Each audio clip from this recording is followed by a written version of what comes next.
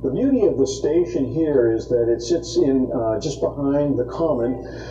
We call it Chula Park, but in early days it was called the Common. And it's a green area. It was gifted to the town by the Boston and Maine so that there will never be a building erected on that particular piece of property, and so the station will always be viewed as the center of North Conway Village. And it really is right almost in the physical center of our town. Well, we have a fleet of 15 operating pieces of passenger equipment here. It's a pretty good sized fleet. We've got the 1 steam locomotive and 5 diesel locomotives. In high season, we run up to 9 cars on the Notch train and 6 cars on the Valley train. So that's all of our operating equipment. And the Notch train, we use the 2 Yellow Birds, which gives us 4,500 horsepower on the train, going up the mountain, and one of the 1,500 horsepower engines here in the valley. So 7 trips for a full day in high season between the valley trains and the Notch train. So that's a lot of activity, and those are one-way trips. So you know. Round trip is actually 14 trains during the course of a day. It's a lot of horn blowing here in the valley. And not only that, we run special charter trains with the Bud car or the other equipment too, depending on what day it is and what's available. Conway Scenic Railroad is located in the White Mountains of New Hampshire, so we really are a mountain railroad. If you look down the hill toward Conway, this is actually the steepest hill on the line. It's got a 3.25% grade. Actually, when we're going up toward Crawford, the steepest is about 2.2% up there. So you can imagine, with that type of a grade, the tremendous pressures that are on the couplers here. When they're hooked together, pulling force on that is thousands of pounds. It's up, 40,000 pounds or so pulling on these couplers. They take a tremendous amount of strain. During the daily inspection, the engineer is required to look over the inside of the locomotive, check the oil, look at the water, the cooling water, to make sure that that's in the proper location. Then you also check the pull the dipstick on the air compressor, make sure the oil levels are proper there. And then it's very important to go and walk around the outside of the locomotive. Here we are in the cab of a 1956 built Electromotive Division GP9 diesel locomotive. It's got 1,750 horsepower. So now we're going to push the engine start switch to start the locomotive.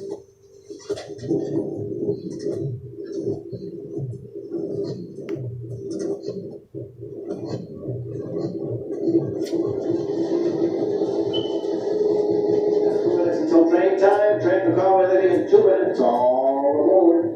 Hi, Al. Nice to meet you. Okay, you folks can go up and eat your...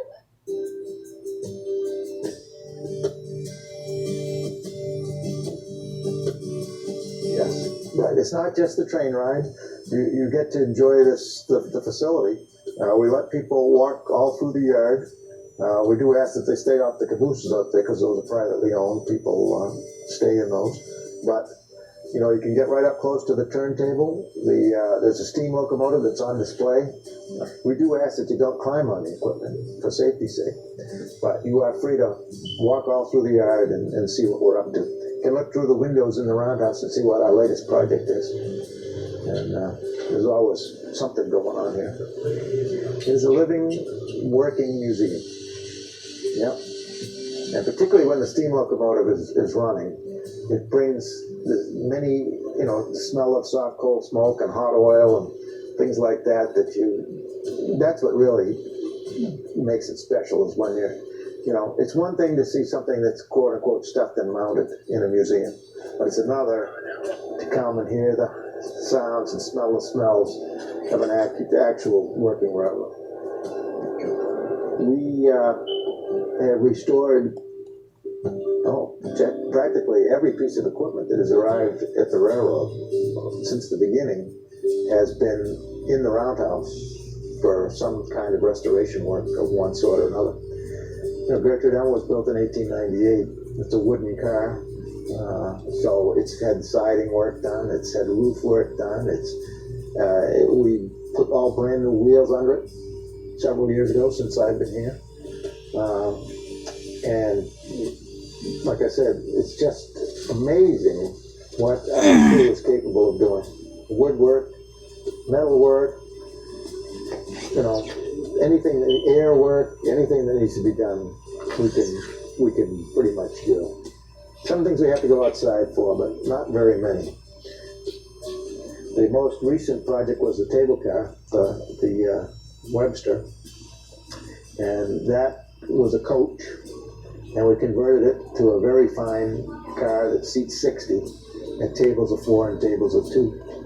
And there's somewhere there's photos of what it looked like when we started and what it looked like when we finished. And it's nothing new. The railroad, you know, Russ has been doing that right before him on a regular basis. The dining car Chicora was made from a coach. When we got the dining car Hattie Evans here, that was an empty shell. And if you look at it today and see what it is and how comfortable it is to ride in and eat in, it really is nothing short of amazing what we're able to accomplish here. When equipment arrives at Conway Scenic Railroad, it's here because somebody at some other railroad was done with it. So it's come here and it's got a second life. You know, we've got, we always talk about 1898 and the Gertrude Elm, which is remarkable. That's got to be the oldest Pullman car operating in daily service. You know, I'm sure there's somebody out there saying, oh, well, there's one. I'm talking standard gauge, okay? And, you know, but the red cars were built for the Central of New Jersey Railroad. Those were built in the 1920s. And they were obsolete 30 years ago. And people love those cars, and they're in good condition. And we run them every single day with great success. The notch cars, the majority of those cars were built in 1952. And, you know, they have exceeded their design life. Those are the words I'm looking for. Design life has exceeded long ago. But they fulfill our needs very nicely. And it makes a real good fleet of cars.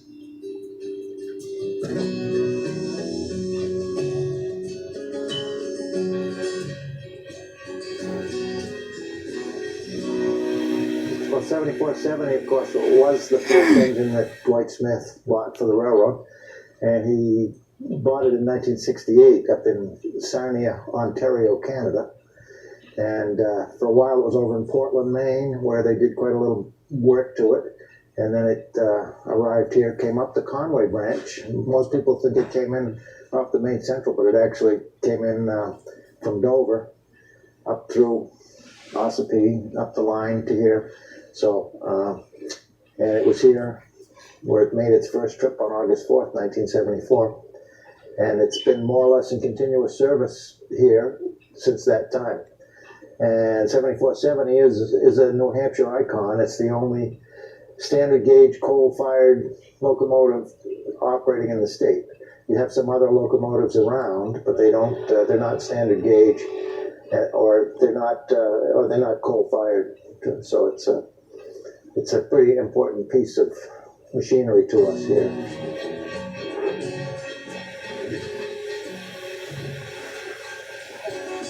Well, this is our tear down of the boiler. Well, right now we have removed all the small flues in the engine, and what I'm doing in here is I'm using a needle scaler, air-powered, to remove any scale and rust. Okay, here we have the 1-foot grid pattern on the drum of the boiler, which every intersection we've cleaned the boiler so we can do an ultrasound test. And as we go back to the state area of the boiler, which is all flat sheet, we've ground a little place to test it between every single stay bolt. And there's probably 1,000 or more of all these marks, because we do the drum of the boiler on the outside, but we have to do inside the firebox on the stayed part of the boiler. So we're hoping to have that back in 2017 for use again. And there's a lot of people out there looking forward to the return of 7470.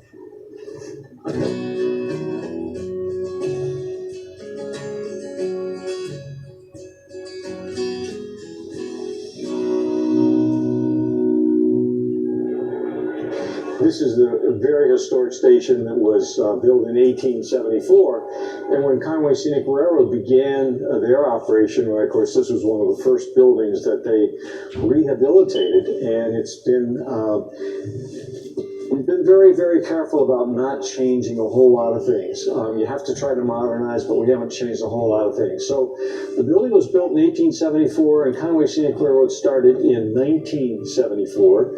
And rehabbed the station and began operating the trains here at the North Conway Terminal. The train only went down as far as Conway Village, which is about 5.5 miles from here. In the beginning, there were 3 gentlemen who came together. Bill Levy, who owned part of the property, Carol Reed, who was a business man here in town and owned the station, and Dwight Smith. And Dwight brought his, he had purchased a scrap locomotive from Canada and brought that into the mix. So the 3 of them shared equally in the ownership of the railroad and began to run trains in 1974. This is a free museum. It's open to the public when we're open, and it's a wonderful opportunity for people to see the history of the railroad as you walk along and you see some of the older pictures of the station. There are lots of artifacts that have been collected here so people can see what a ticket or a schedule looked like in the olden days. Some of the instruments that they used that we no longer have available, the turntables, some of the old steam engines, things like that. These are fascinating pieces of artifacts that people really enjoy, and they love to show their children some of the old things that they know about, but their children have never been introduced to at all. The 3 major buildings here on the property, the station, the roundhouse, and the freight house, were all built in the same year, 1874. The roundhouse is a 4-stall roundhouse, and it is our maintenance facility. We use mainly 2 of the stalls all the time for working in. And stall number 1 includes an inspection pit, which is fairly new. We added a larger inspection pit several years ago, so it's 75 feet long and 5 feet deep, so we can get underneath the engines and do all the inspections without having to crawl on a belly like a reptile.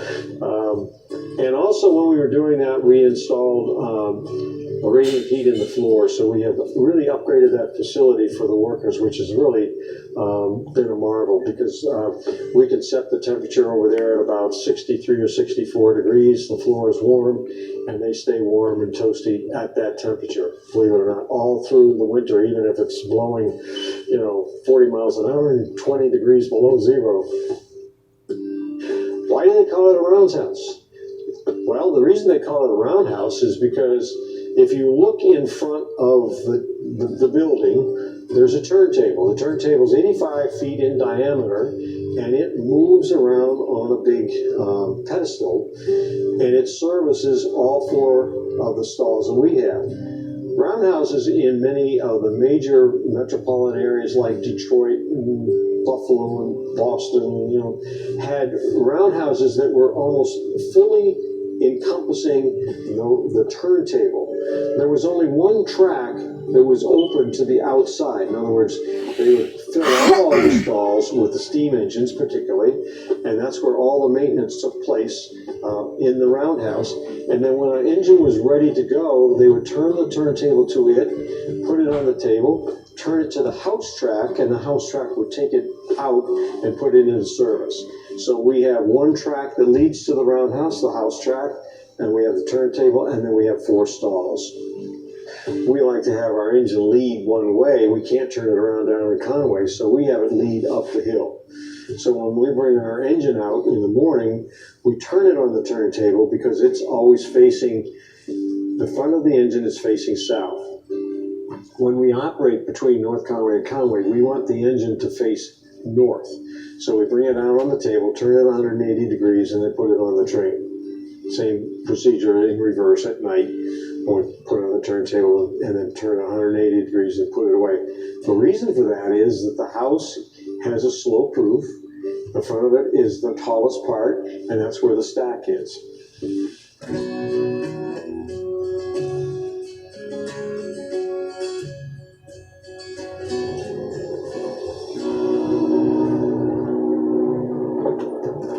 We are in the midst of a real, live, genuine Boston and Maine Railroad terminal, which consists of the station, the freight house, turntable, and the roundhouse. And I can't think of another place anywhere on the Boston and Maine system that is as complete as this location is today. And that's thanks to Dwight Smith and Carol P. Reed and Bill Levy having the foresight to preserve what is now gone in just about every other location. So you've got a turntable in front of the roundhouse that was built in 1918. And as far as I know, that replaced the turntable that was put in there in 1872. As time goes on, locomotives get longer, heavier, so they needed to replace the turntable. And as I have been known to say, that's a super deluxe turntable over there because it has an air motor in it, which most turntables, or many, you have to push around by hand. There are other ones in large terminals like down at Boston Engine Terminal are electrically powered. They have a motor in it that drives it around. This one has got a reciprocating air motor in it. And I'm not an expert on these things by any means, but I've never seen another one that's set up quite like this one. So you bring your locomotive on it, you hook the air from the brake pipe to the motor, it fills up the air tanks that are mounted on the table, and it'll, you open the air valve and it goes on. It's like a little steam engine, it runs on air underneath. It's a pretty special piece of equipment to see that. And when steam is running, we've got it set up so that the locomotive comes out of stall one, goes on the table, and then we run it in the opposite direction. So every day we turn it around in the morning. That always causes a crowd to gather to see that operation.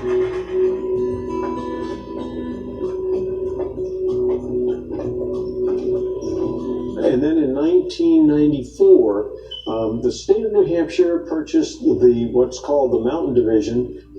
We put our heads together and we offered a proposal to the state, which was accepted in the spring and fall of 1994. We rehabbed from Intervale all the way to Bartlett and operated our first inaugural train from North Conway to Bartlett on December 17th, 1994.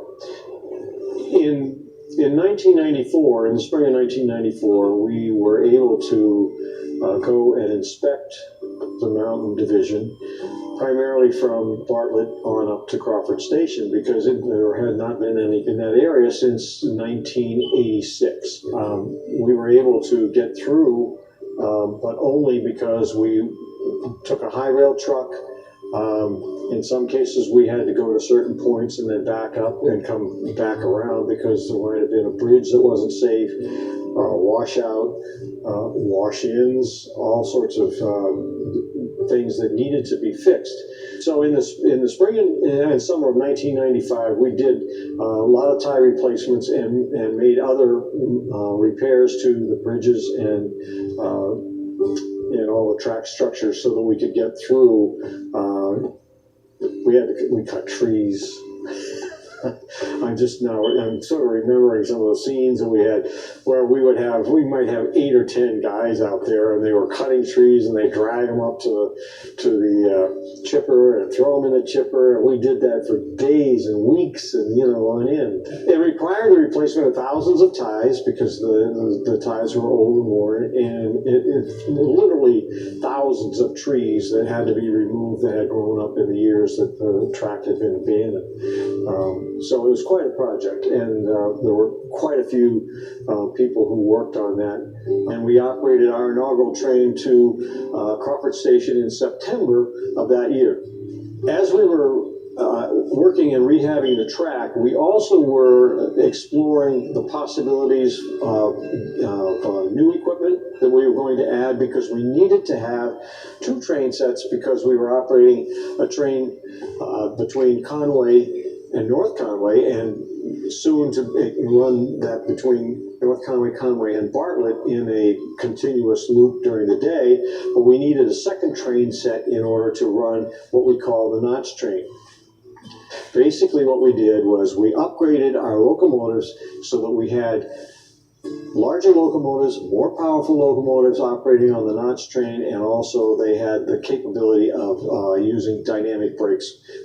We have what we call the Yellowbird, which is it was a Main Central term they used for that series of locomotives. And actually, they had, I think it was 13 GP38s in the 200 series. We have the 252, which is one of those Main Central locomotives.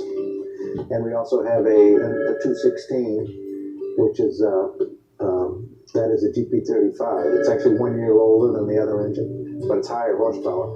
252 is 2,000 horsepower. 216 is 2,500 horsepower. And what's really special about these locomotives is that they have dynamic brakes.